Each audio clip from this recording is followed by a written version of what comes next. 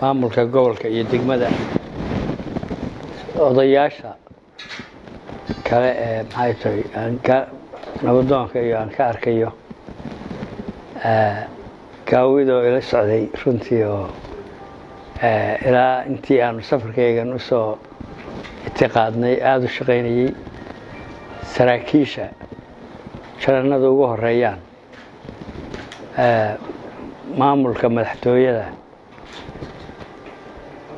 bahda saxaafadda iyo in allaale intii maxay tahay ka soo qayb gashay kulankan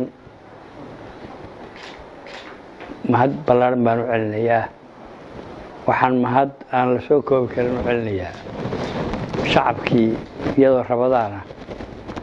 runtii oo wakti kulul ay ahayd ilaa meel fog tubnaa aad iyo aad baan ugu mahad celinayaa waa filanaya aan inay intaa iyo in ka badanba maxay tahay igu soo dhoweyso gaalkacyo waayo ballan baanu lahaynoo runtii inaan halkan imaado gaalkacyo odayaasha iyo shacabka iyo maamulkuba muddo badan bay ii ofargaraynayeen inaan imaado nasiib xumo waktigaa noo saamaxi waayey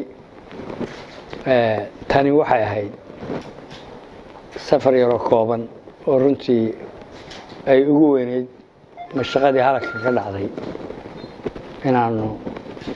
dadka la qaybsanno oo war ka helo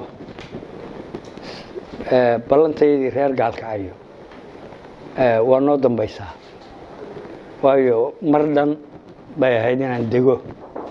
oo bilo iyo wiigag iyo bilo iyo ma kala dhergi karo xiisaha aanu isu qabno marka waan ballan qaadaya haddii ilaahay nafta inoo daayo inaan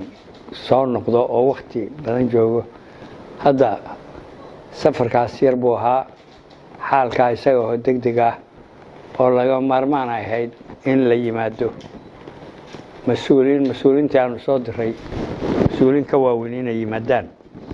iyo codsigii odayaasha iyo shacabka baanu ku nimi aada iyo aad baad u mahadsantihiin wixii warara dib baanu iska waraysan doonaa waa arki doonaa odayaasha iyo maxay ahatay oo specially arrimihii halka dhacay in laga arko ku mudan waa arki doonaa haddii ala yidhi